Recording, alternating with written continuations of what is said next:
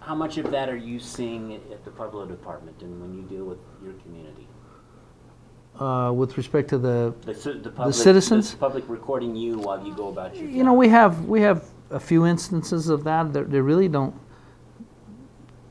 They're not big enough to even make a difference, I guess. Okay. They definitely don't make a difference in how we do our jobs. I think my officers are trained in. This is just a modality that has come in. It's something that has started happening, you know, with the national phenomenon of the citizens taping the police. I think it's always happened. I think our officers, my deputies in particular, are very well at adapting to that change. I think the legislature came up with some ideas with respect to that. Not necessarily in favor of fining the individual officer by any means, but we've always needed at least reasonable suspicion, if not probable cause, to take the camera from the citizen. I mean, that seemed to be a big issue here last year. I don't know of one instance since I've been sheriff that we have forcibly taken a camera.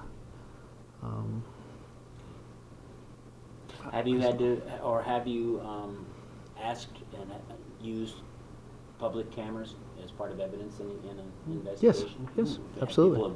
You bet. Said, okay. Hey, I saw you were filming this. Your media cameras, you know, the same way we would do anything else. Saw you were filming this. You know, we'd like to see what you have. Our job is to basically gather the best evidence.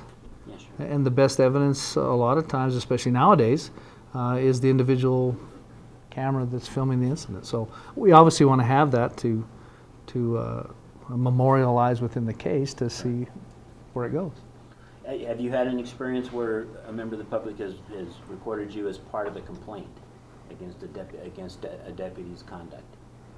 I don't believe an individual citizen. I mean, out on the street. I don't believe as an individual citizen has done that. Okay. And we utilize cameras within the jails to either sustain or have non-sustaining complaints against deputies within the jail facility. You know, obviously it can either exonerate them or it can go the other way. Same with dashboard cameras. I mean, when we get a call. So I don't think it's really all that different with the body cams. But going back to your initial question on, you know, are we looking at getting body cams? I can tell you it's really not at the top of my priority list at this point. No. If you know, when you and I have discussed this, I mean, I haven't gotten patrol cars for 2 years. That's kind of my major function is to have patrol cars in order to receive and respond to calls within the community. So I would say my first priority is to get patrol cars that are less than 200,000 miles before I go into trying to get body cams for every one of my deputies.